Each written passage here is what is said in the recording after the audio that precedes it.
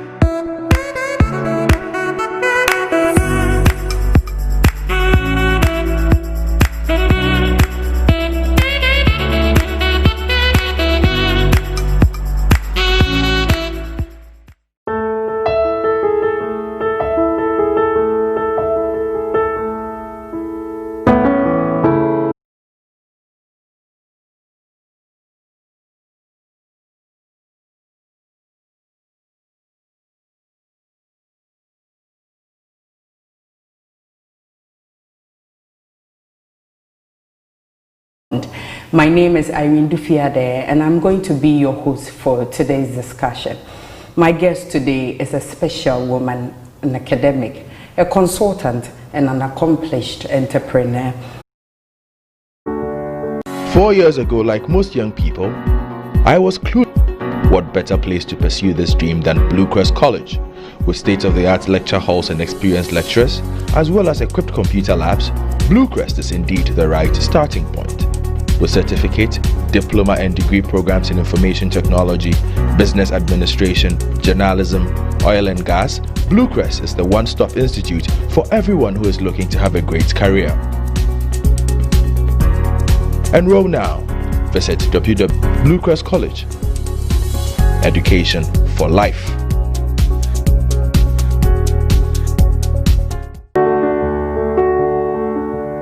Welcome back to Impact Stories on AAU TV. In case you just joined in, we just started with our conversation.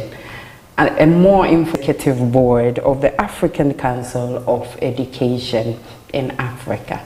I am privileged here to have with me Professor Goski Botiako Alabi. Thank you, madam, for joining us. Pleasure. It has been, and looking through your CV, I don't know whether we can do justice to the things you've done, but we are going to try. You are, in your profile, you say you are Professor Dr. Mrs. Goski Botiako Alabi. Tell us how you started. Can you? Once again, thanks for the honor. I think it's grace and a blessing for her to have this opportunity to be on AAU TV, on Impact Stories, you call it. Yes, I'm a Ga girl, a Nungwa girl.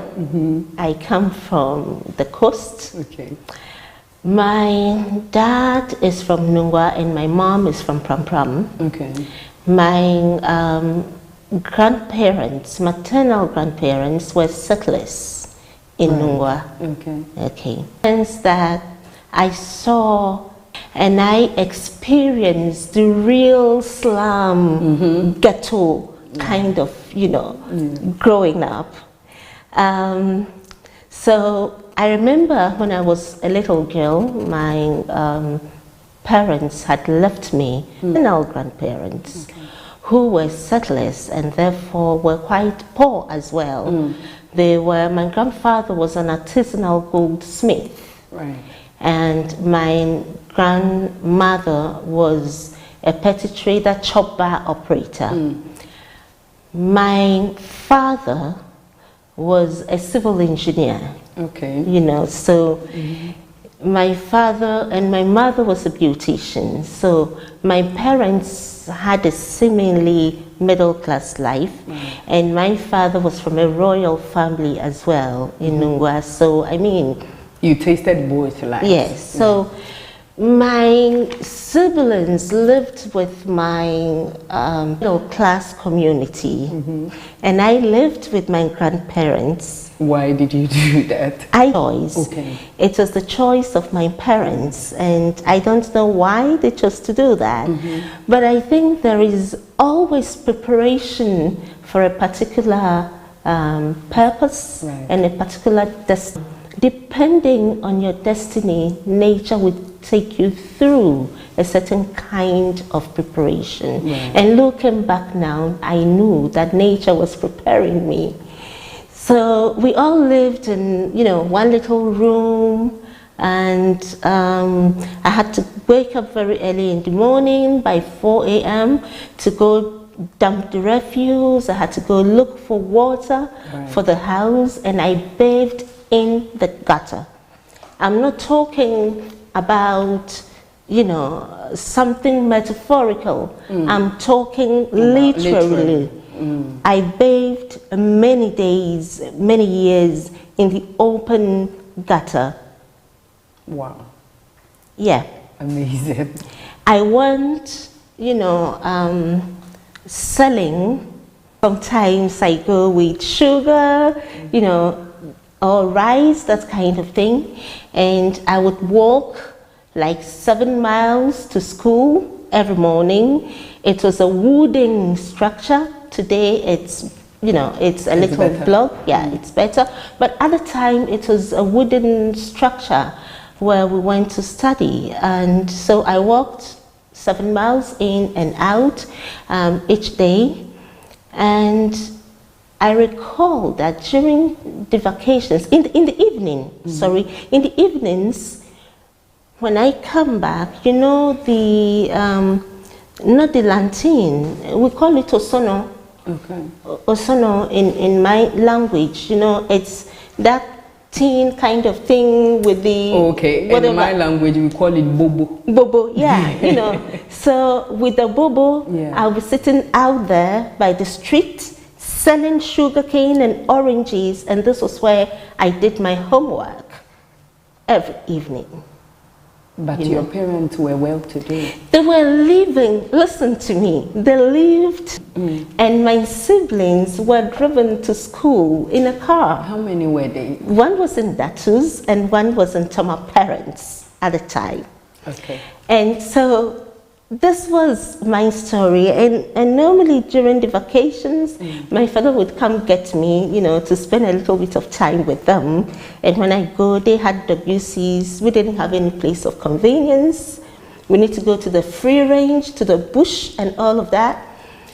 They ate in Chinese plates, and bowls. They washed in kitchen sinks, and even at the gate, there was a small little, kind of cubicle to store their refuse bin. So it was a complete contrast. To the life you were living. Yeah, to the life I was living. I mean, but I knew I was very special, and my grandfather made me believe that I was very special. My father made me believe that I was very special. But one of the things I think that was not different amongst we the children was the fact that we had a very educogenic father. Our parents were very educogenic because my father knew the power of university education, the power of higher education to break the poverty cycle. So he drummed it up in us, And I remember by the age of 9, I recall very well, because my father would normally give me books to read. But where were your grandparents? Well, I think that one of us needed to be with my grandparents, and for some reason they chose the chosen one. They chose me. That is very well. But can we talk about your primary education? Yeah. Do you still remember these friends that you had? Are you still in contact with them? Or? Yeah. In primary school, yes, I'm in contact with a few of them. Okay. There is one that we attended the same secondary school, so I'm still in contact with her. And which secondary school? Nungwa Secondary School. Oh, right. Yeah. You were Nungwa. Yeah. Ablade. We are the royals. Proudly. Yeah. Royal. Okay, so yeah, so I remember there is Dinah Tete and her sister. There is Awo. Okay. There is okay, so these ones I remember them, and I'm in touch with them. Nungwa, you went to? From Nungwa, I went to St. Mary's. St. Mary's. Yeah. Yeah. And what program were you doing in St. Mary's? I did physics, chemistry, math. Okay. Because that was what my father wanted me to do. But not you didn't want that. No, I wanted to do it. The thing of 9, right. My father gave me something, whether it was a book or a newspaper, to read about Margaret Thatcher. Okay. Okay, and so I had read about Margaret Thatcher at the age of 9, and I read that she did chemistry, and she later did law, and she became, you know, Prime Minister. Yeah. So I wanted to be like Margaret Thatcher. My father had pumped it into me, my head, and I mean, that's just what drove it drove me. And so I wanted to do chemistry. It didn't matter what it took. I just wanted to go to the university and do chemistry, and after that do law. And then become the Prime Minister of Ghana. Probably the President of Ghana. And then right from St. Mary's you would enter into higher education. And who at the time, you said Margaret Thatcher, that would be your mentor, I would think. And aside that, did you have anybody around you who you looked up to? Yes, there was. There was this woman called, I think, Christine Amwakunuama or so. She was then Minister for Science and Environment. She was pretty, I mean, a typical African beauty. And each time I saw her on TV, you were inspired. I was so inspired because she was a scientist, and so chemistry. And so for me, I mean, I'll be reading her lips as she's talking. So from afar, she inspired me a lot. Okay. Let's talk about your university education, coming from the background of Margaret Thatcher doing chemistry. And so you would enroll to also learn chemistry? Yeah, absolutely. So yes, what a sixth form, that year we didn't do well. People expected a lot from me. I expected a lot from myself. And then I went into the A-levels and I got 2 E's and a sub. Oh. So I failed in math, let me put it that way. And I couldn't enter the university to do what I wanted to do. But I was so devastated to the extent that I got sick and I got paralyzed. I lost my balance. I could not sit, I could not stand, I could not walk. Because of your results? Because of my results. And for 3 months, they beat me in bed. Many people who saw me at the time didn't know that I would survive it. Yeah. I was so devastated. And so I could not go with my colleagues to the university that year. Yeah. It was a blessing. It was a blessing. Yeah. The following year, I was going about my business when I saw an ad in the newspapers. Which said that people with 2 passes, 2 E's, University of Cape Coast was inviting them to apply to do a 6-week kind of bridging program, and then they would go on the, on the main degree. On the main degree. So I did. I went, and then we went through the process. At the time, University of Cape Coast didn't even have 10 people who qualified for the mainstream sciences. So there were like a lot of people. A lot of us.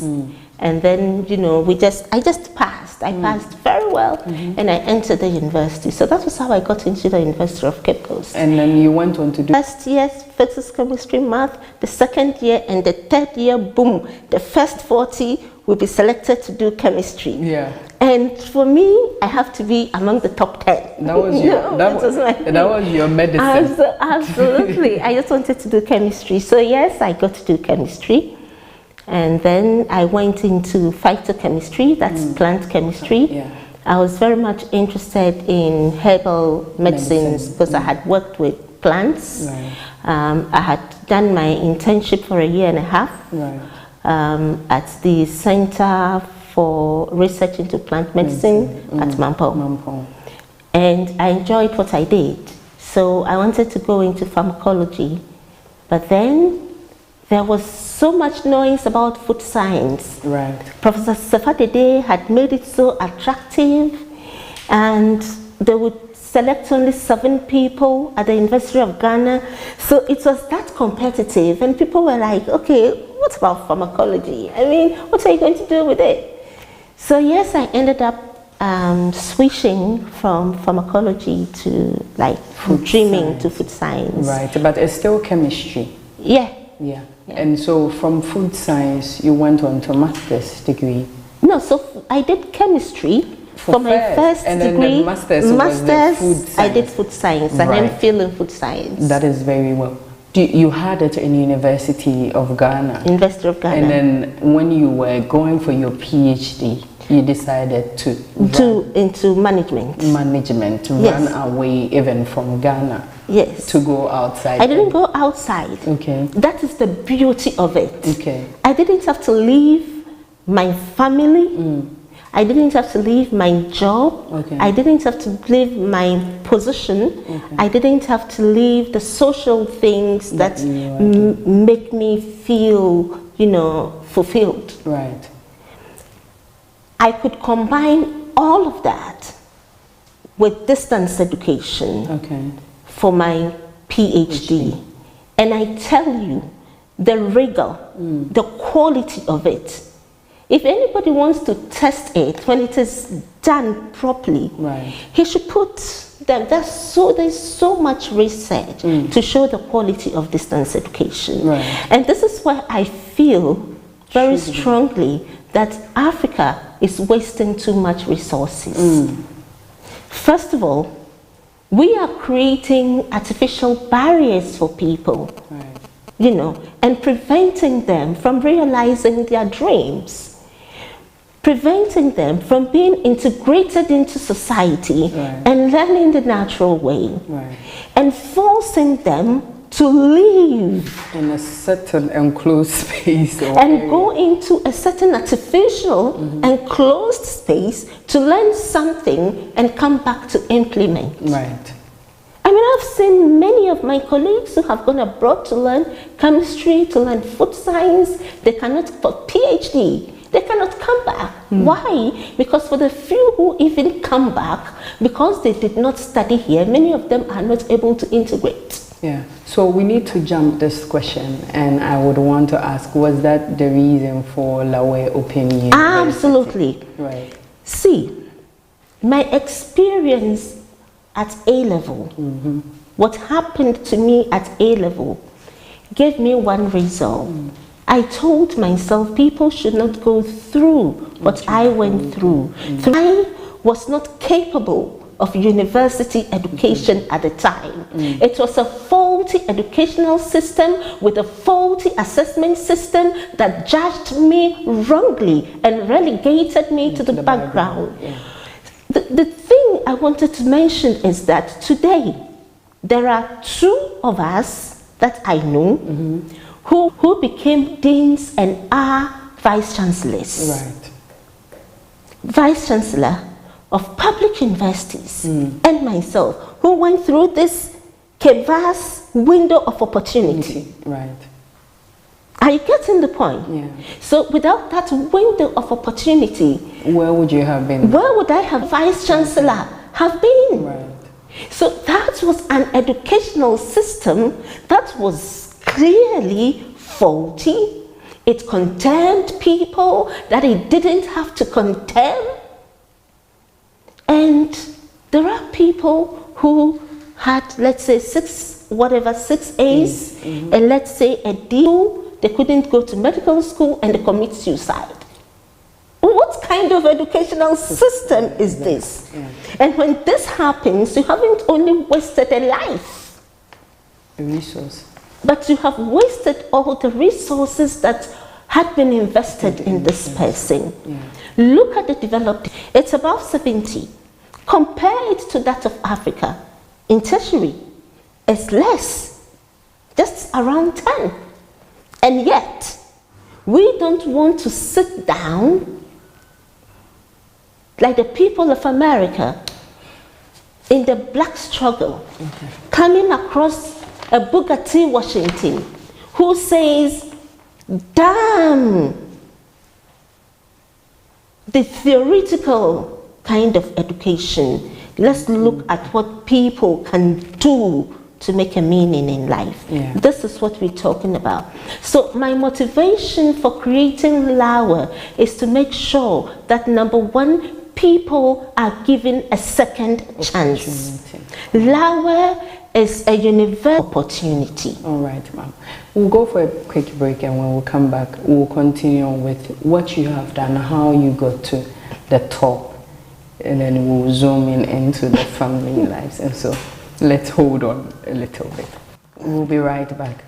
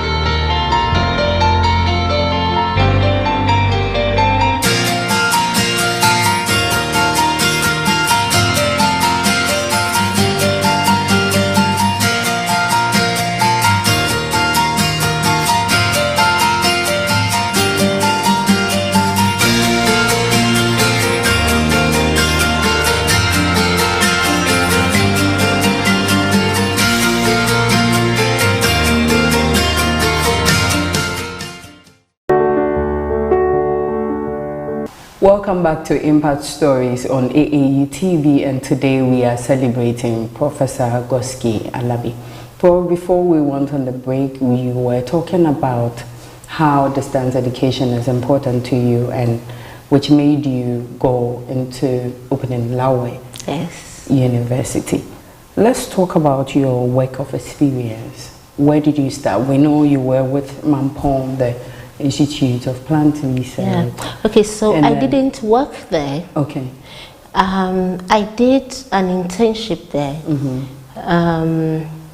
There was a long strike action for a year and a half when I was in the university, and instead of being at home, I decided to go there and practice what I was studying, and it was very good.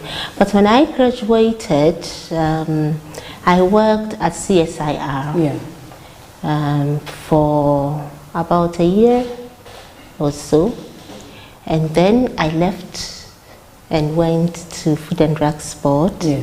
I worked there for about 4 years. I was Projects and Research Officer, but Food and Drugs Board opened the world to me. Now, this was what had happened. When I went, I met a very hostile environment, an extremely hostile environment.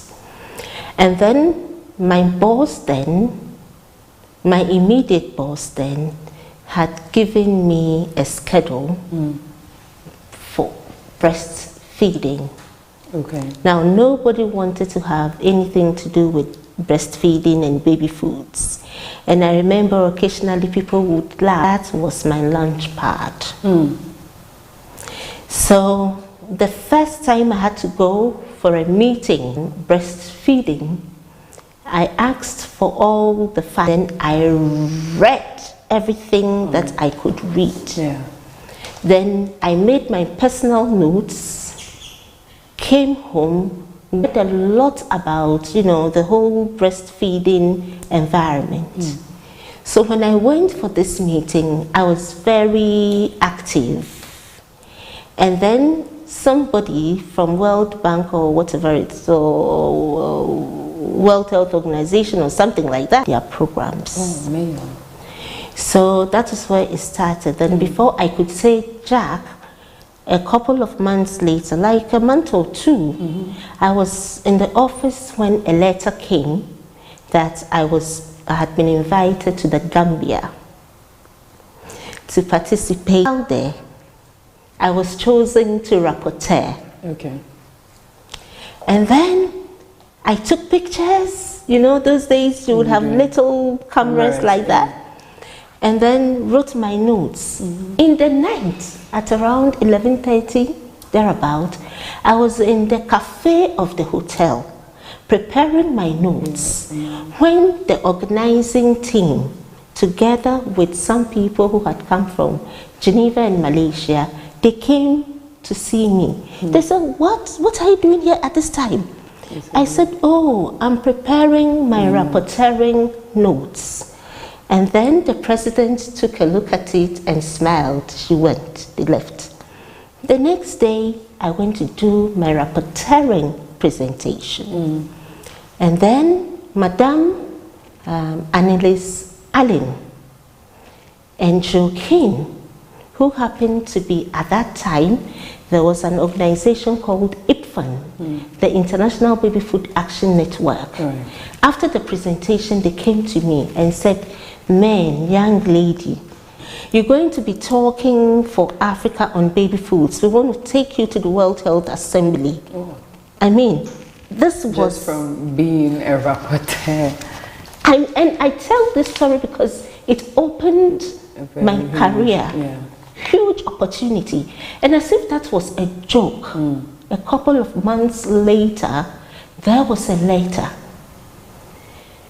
to the ministry, to me, asking that they put me on the national delegate list as a national delegate to the World Health Assembly, and that the international organization was going to sponsor everything.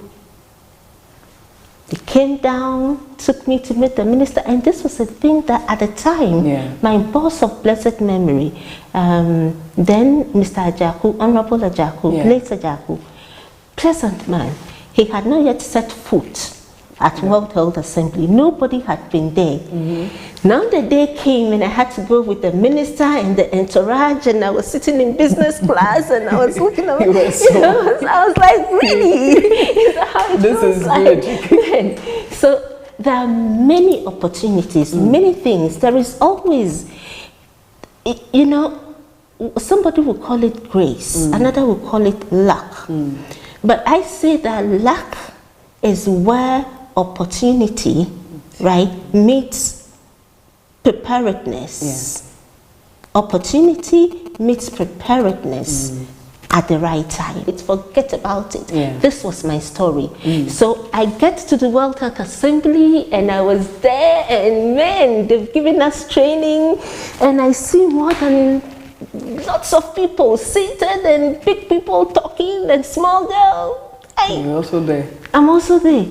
So I watched these people, I watched the way they were doing things, and then the next time I'd gone with the minister and Professor Akosa at the time. He was the Director General for the Ghana Health Service. And then I wanted to talk because my international community are waiting for me. There was an agenda, there are things that I had to say. And I wanted to talk. And Professor Akosa was like, hey, So, I mustered the courage to talk. And then for the first time, we were able to push something that's, you know, and then they said they are going into meeting of the minds, and this small girl had to go and sit with the big people in the meeting of the minds. But this was the preparation grounds for me. And from there, I got into Consumers International. From there, the international community opened up to me. Great. So you were outside of where we know you as Professor Goski, the academia.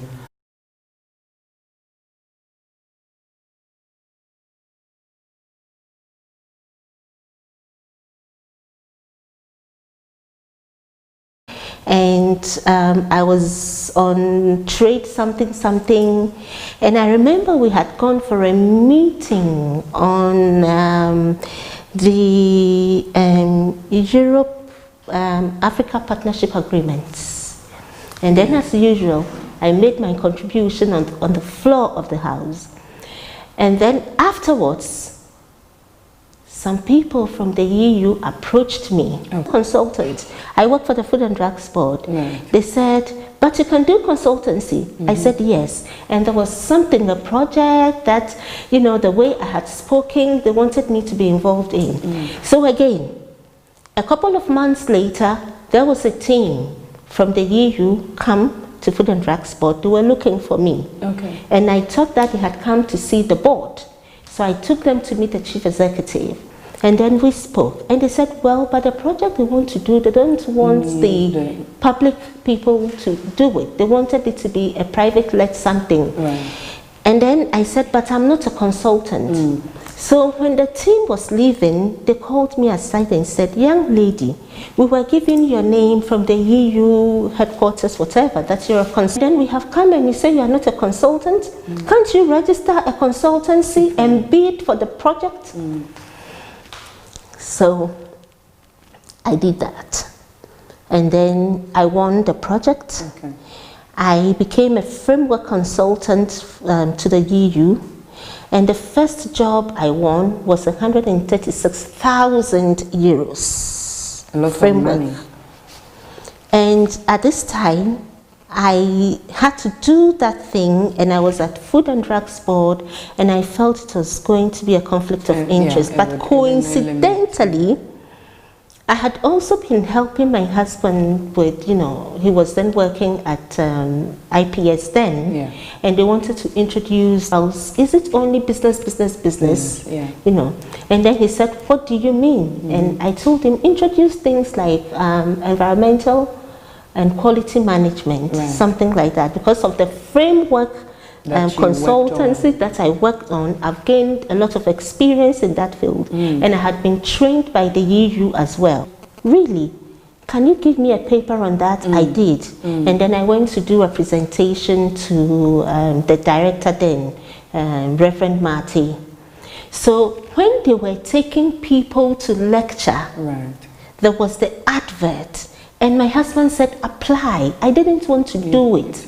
But now there was rest. So I decided to apply, move from regulation into academia. And this was how I got into academia.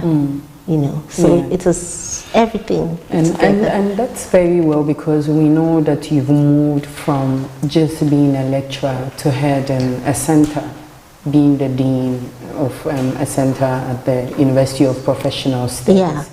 And how did you go by that? Because we know that you were doing your works, you were doing every year. So how did you get to the top?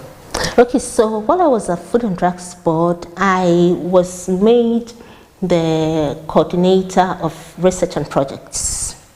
And so when I came to UPSA, now that is kind of thing. So I was made research coordinator, and I founded the research outfit for the then IPS.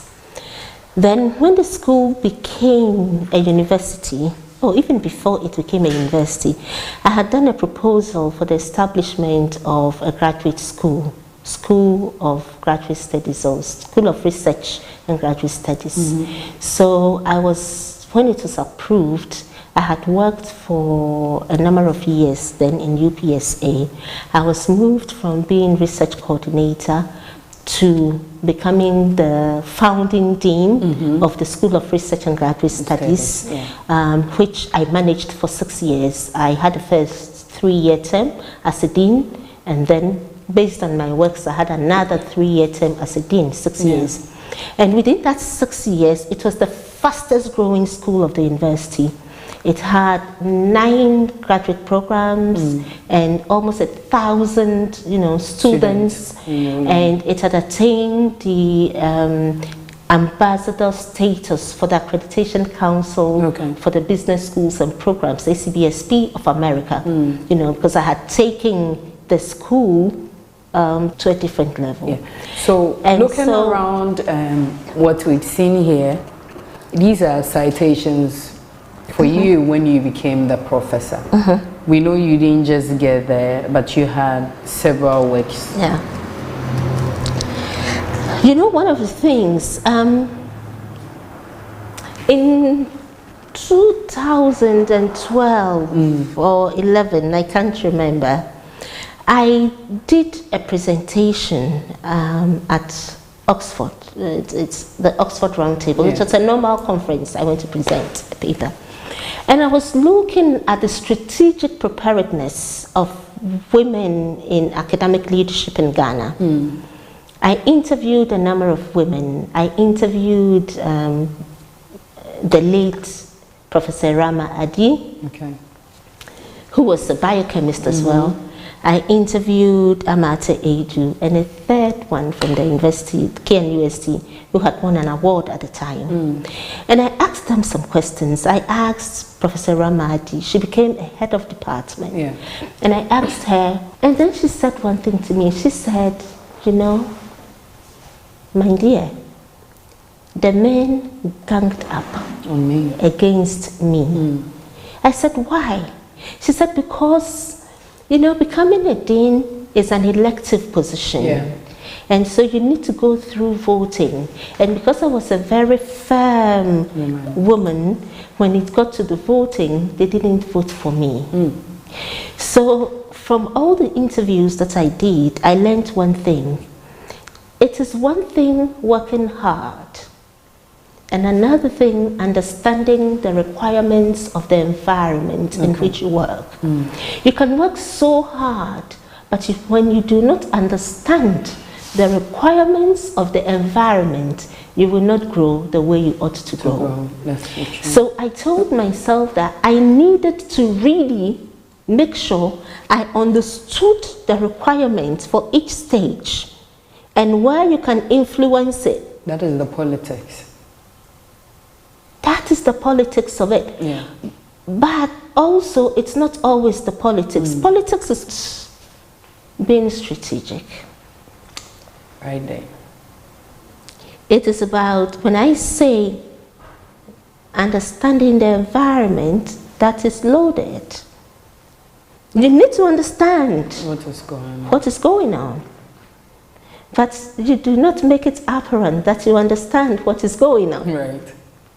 And so once I understood what it took to become a professor, I was just working towards becoming a professor. And I gave myself timelines, goals. But at this point in time, I want to submit my application. By this year, I want to submit. So I made sure I was on track. I was publishing, I was attending all the things, because in UPSA then, and I believe it is still now, the requirements were quite stringent. You know why? Because you needed to satisfy 4 key areas. If you pass one and you don't pass the other, you will not. Requirements were one, teaching and learning, so you need to get a number of years and the quality of your teaching. Number 2 was the number of publications. Number 3 was institutional development, and number 4 was community service. Okay, and there was a criteria. So I have chewed the criteria like Baba. If you wake me up, you know what you're doing. I know what is in. Arrange my file in the same way that the portfolio of evidence requires. Yeah. Do you understand it? Yeah. So my file is there. When I do anything, I'll go and put it there. So once I have what it takes, pam, then you take it. Then I bind them and then I apply. So it's also about the personal goals. I had very, very clear personal goals. When I set foot in academia, I said to myself, in 10 years, where do you want if to they mention 10 people in Africa with respect to quality management, my name should come up. I should be one of them. So that was a clear goal. And I have a mastermind group. Yeah. I've always had a mastermind group. That's very well. We know being a professor, you are supposed to have publications, but I would want to limit you to just one. One. Which publication would you say is Professor Gorski when we take the publication? It has everything you have in mind, everything. Which publication is My book. Your book? My book. What is the title of the book? It's entitled Managing for Excellence in the 21st Century. That is the book? It's the book. Yeah. It's a 400-page book. Right. Published in America. It appeared. It was listed in the New York Times. And proud moment. Proud of that book. Proud moment. So let's talk about your awards. When we look at Professor Gorski, I have seen a number of times that you have received awards, both which even my association has recognized you with, both ones you've received outside in Ghana, in Africa, international, everywhere, because we know your impact. Which of them would you say really touched your heart? It might be the smallest of it.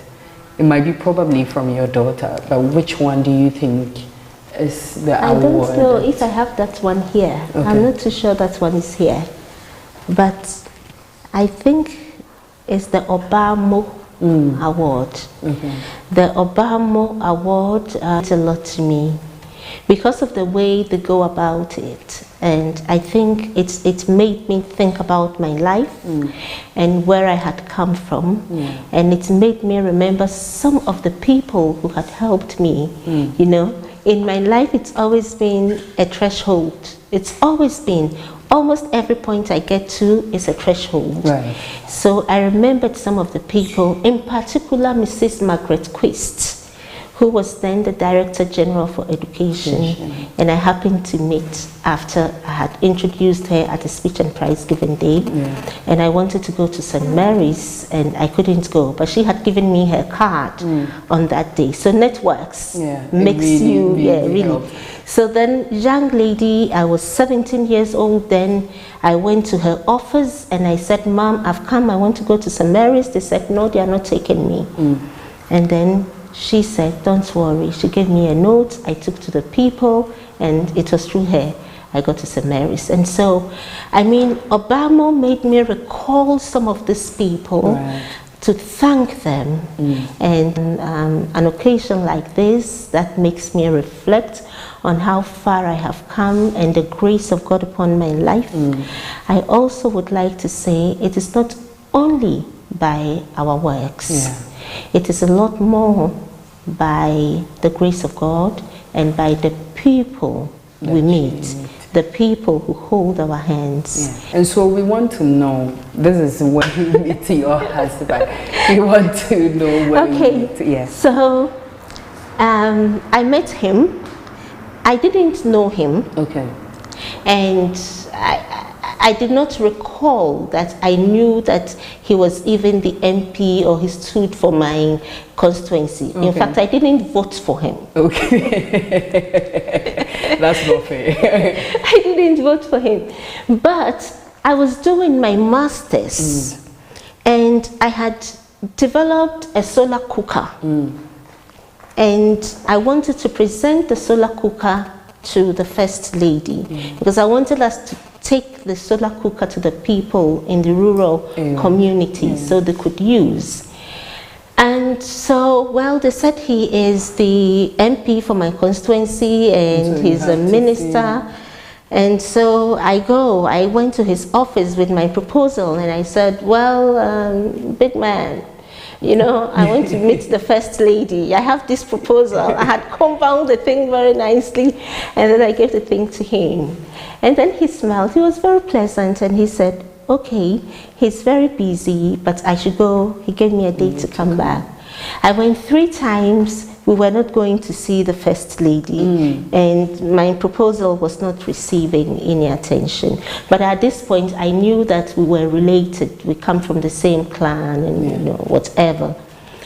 And so I decided that anyway, I'm not going to go back there. Yeah. He's not going to see me there again. And so when I met him anyway, he was very pleasant. But when we met, it took us only 3 months to get married. Amazing. We didn't know each other. Okay. We didn't know each other at all. I was kind of, someone had done knocking on me, and he too, he had done knocking on somebody. Okay. And then, well, he says that I want to marry you. I said, man, are you serious? I said, okay, bring an application for love. He looked at me as if I was crazy.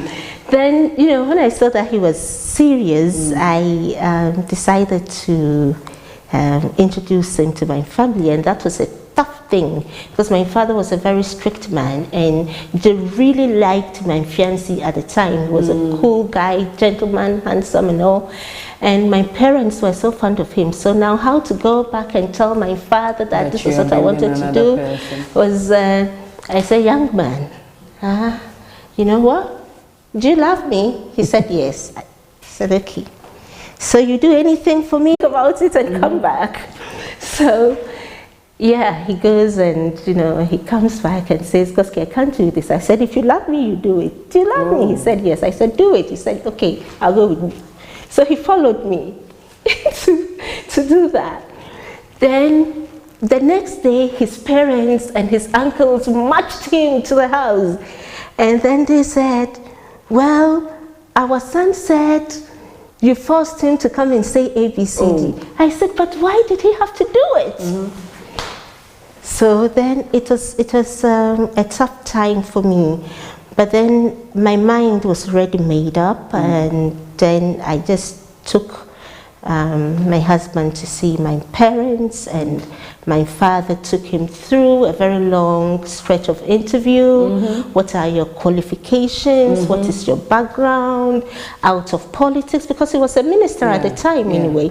So, I mean, out of politics, what is life like for you? Can you take care of my daughter? Sustainability issues and all of that. And the young man was seated there. He said, man, your daughter is just about getting her master's. He didn't say it loud. I have a double master's, for goodness sake.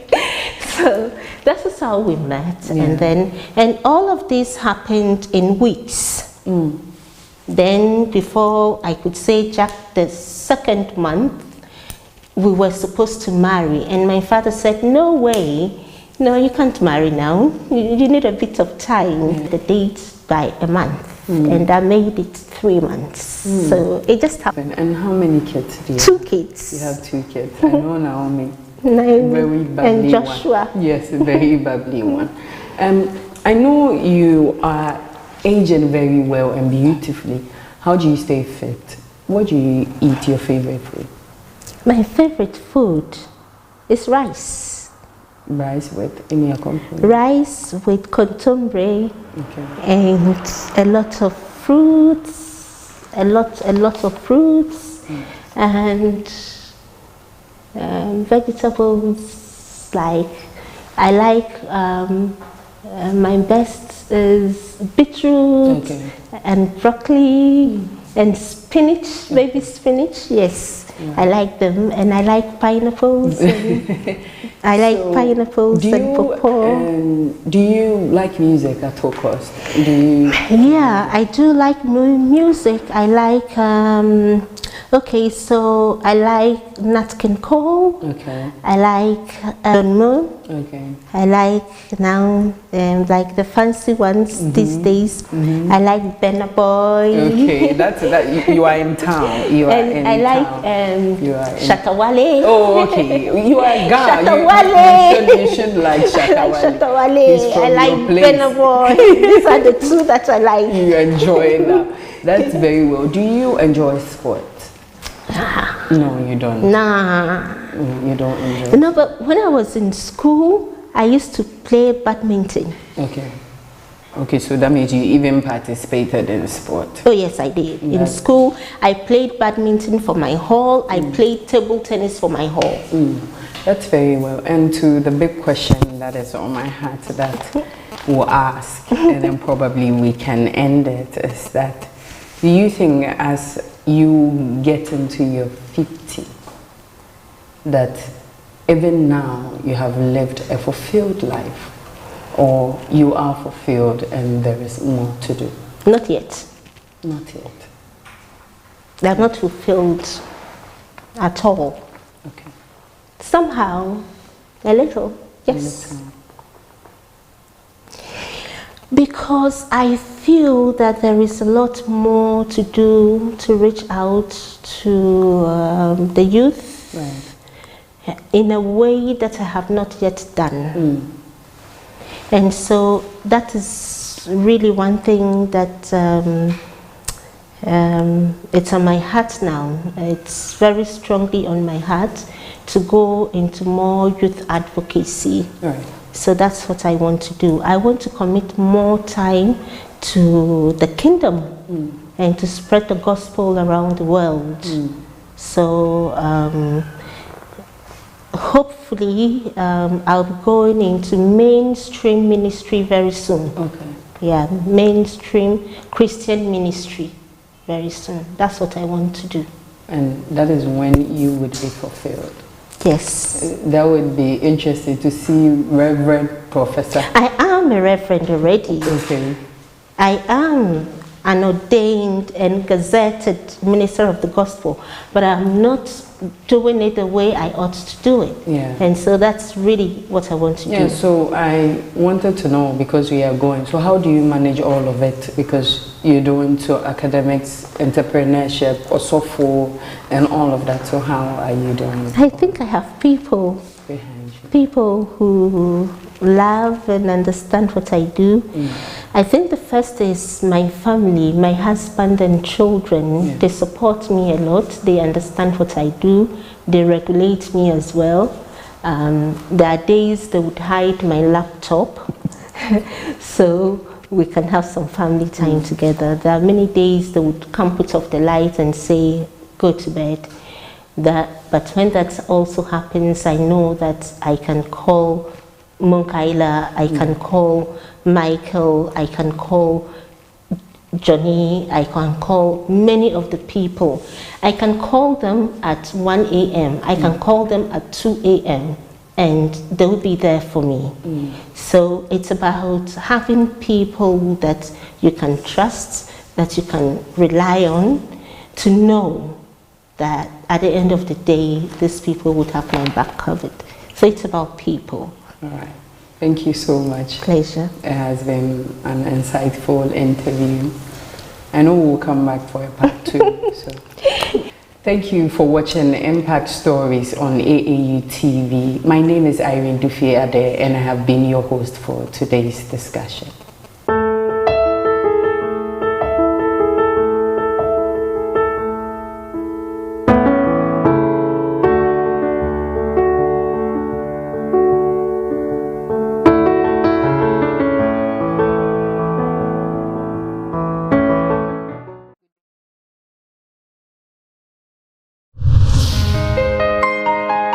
Hey, so this is Dishant from Unica University Common Application. I recommend you to watch AAU television. AAU TV is the place to be for every person in higher education in Africa. Better be there or be nowhere. Continuez de regarder la télé et surtout sur le AAU. Keep watching it and it will change the way you interact with higher education on the continent. AAU, great job. I want to tell you that AAU television is fantastic, it's educative, it's informative, and it is a must for anybody who is interested in higher education in Africa. When I was in Accra last year, I did an interview on this TV. It's a very important mouthpiece. It's a data, it's a bank of all we need for the development of higher education in Africa. People should make an effort to view it because it discusses very current issues of development across the continent. I believe that the station will continue to promote the overall development of Africa, particularly in the tertiary education sector. AAU TV, we wish you all the best and please continue serving. AAU TV, the voice of higher education in Africa.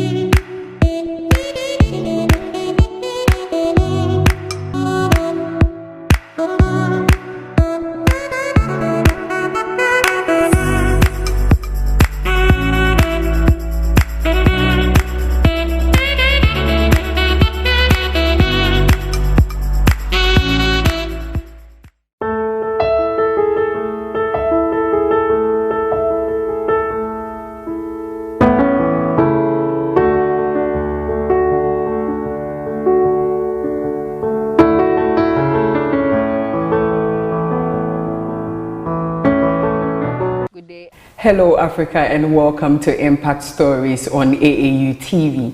This program seeks to celebrate academic mentors and highlight their achievements in Africa and beyond.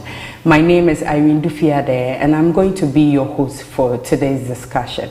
My guest today is a special woman, an academic, a consultant and an accomplished entrepreneur who has broken so many boundaries and limitations for women in Africa.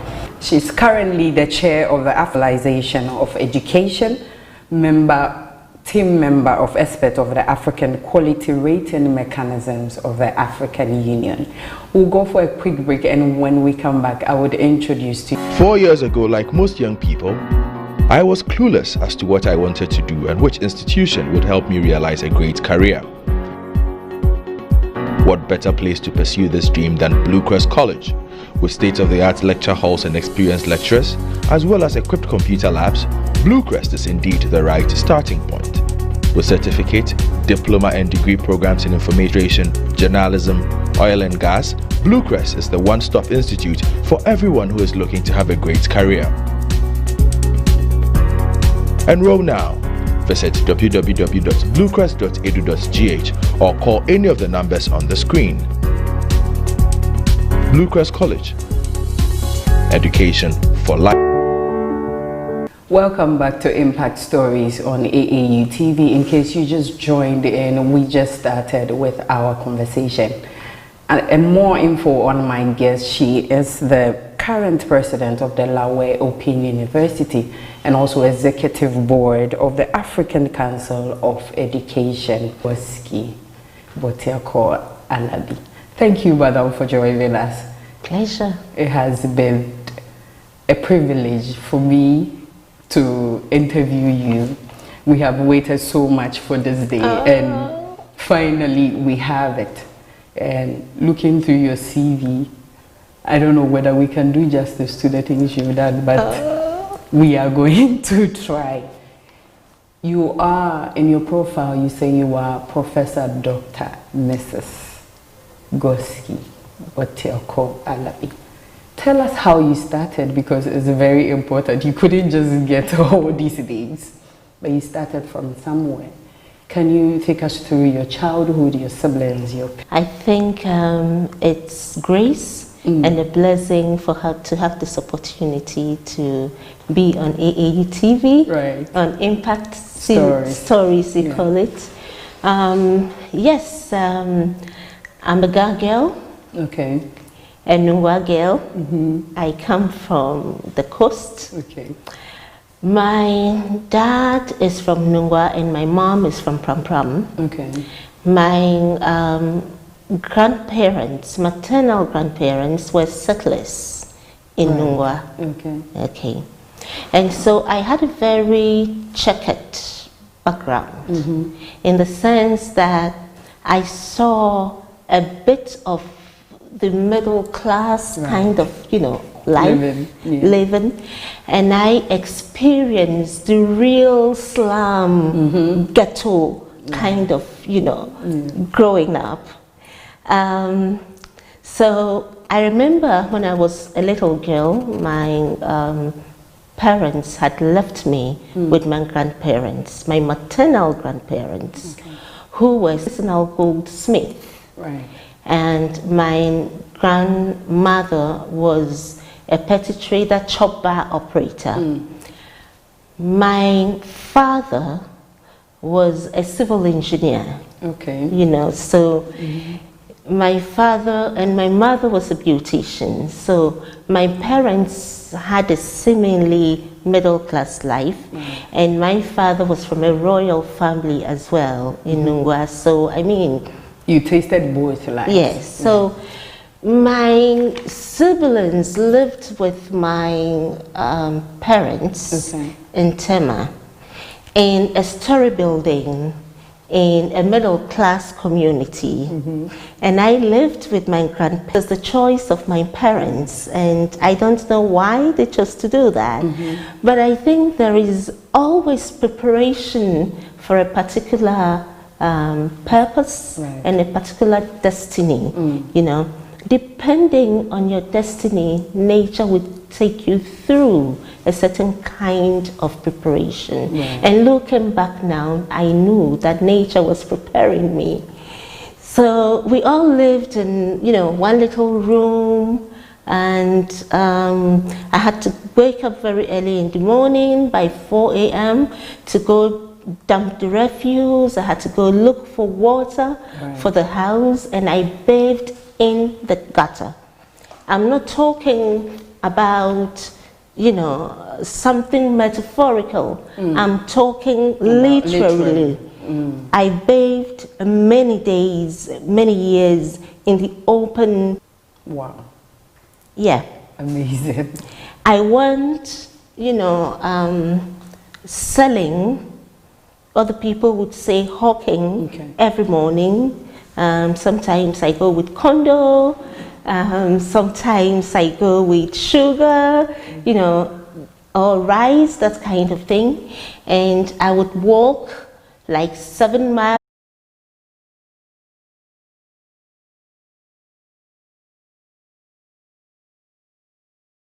And I recall that during the vacations, in the evening, in the evenings, when I come back, you know, the not the lantern, we call it osono. Osono in my language, you know, it's that. So with the bobo, I was sitting out there by the sugarcane and oranges, and this was where I did my homework every evening. But your parents were well-to-do. They were living, listen to me, they lived in a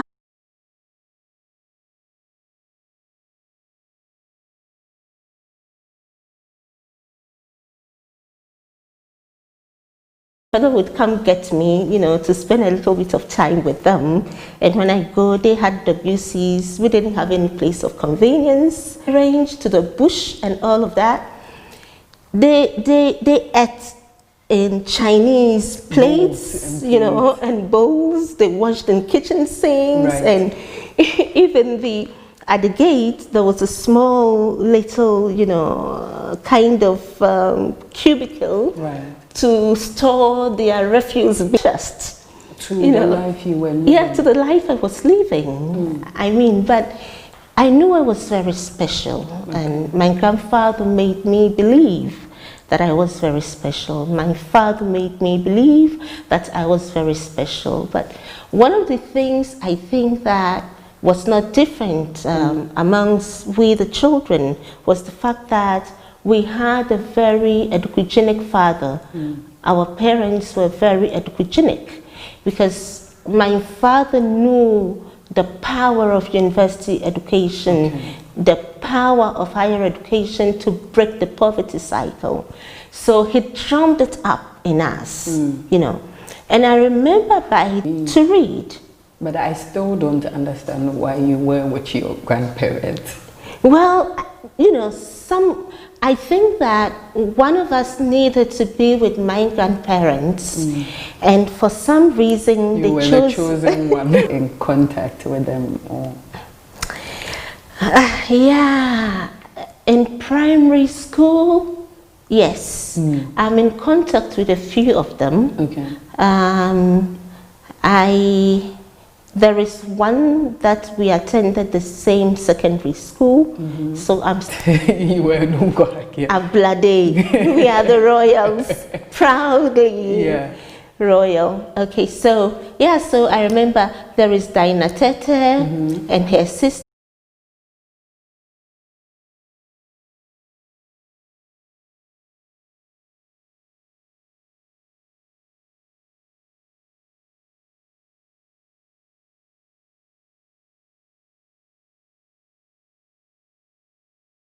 Me at the age of 9, my father gave me something, whether it was a book or a newspaper, to read about Margaret Thatcher. Okay, and so I had read about Margaret Thatcher at the age of 9, and I read that she did chemistry and she later did law, and she became, you know,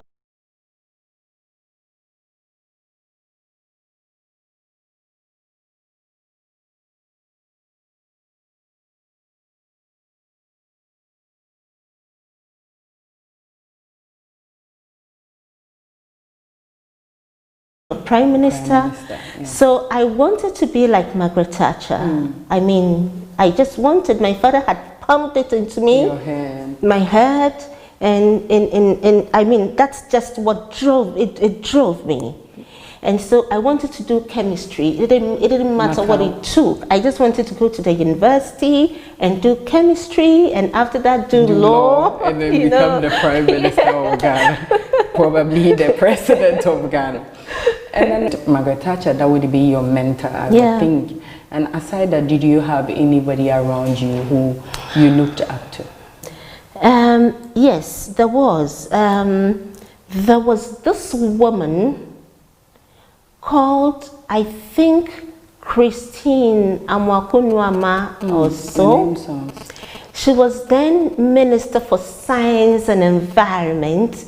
She was pretty. I mean, each time I saw her on TV, you were inspired. I was so inspired because she was a science minister, for goodness sake. And so chemistry. And so for me, I mean, I'll be reading her lips as she's talking. So from afar, she inspired me a lot.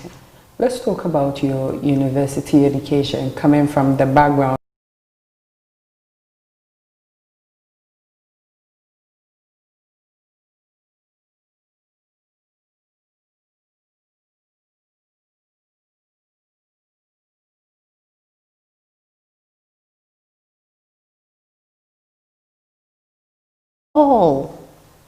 And this was someone who had been first from primary school.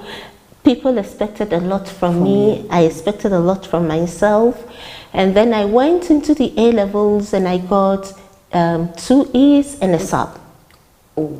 So I failed in math, let me put it that way. And I couldn't enter the university to do what I wanted to do.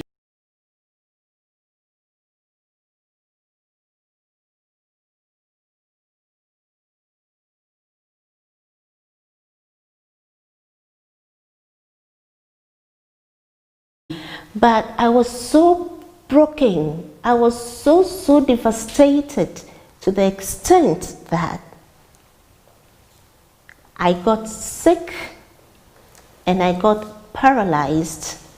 I lost my balance. I could not sit, I could not stand, I could not walk. Because of your results? Because of my results. And for 3 months, they beat me in bed. It was that bad. Yeah. And many people who saw me at the time didn't know that I would survive it. Yeah. I was so devastated. And so I could not go with my colleagues to the university that year. Yeah. It was a blessing. It was a blessing. Yeah. The following year, I was going about my business when I saw an ad in the newspapers, which said that people with 2 passes, 2 E's, University of Cape Coast was inviting them on the main degree. So I did, I went, you know, and then we went through the process. At the time, University of Cape Coast didn't even have 10 people who qualified for the mainstream sciences. So there were like a lot of people. A lot of us. And then, you know, I just passed. I passed very well, and I entered the university. So that was how I got into the University of Cape Coast. And then you went on to do chemistry. And then I went on to do chemistry. I did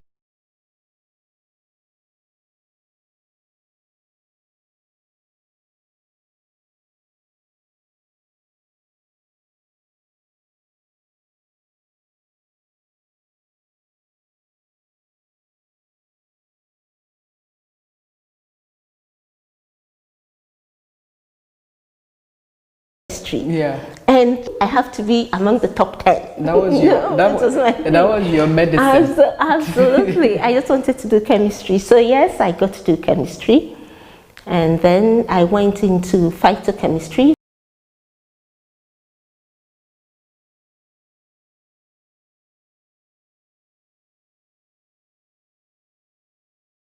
Internship for 1.5 years at the Center for Research into Plant Medicine at Mampo. And I enjoyed what I did.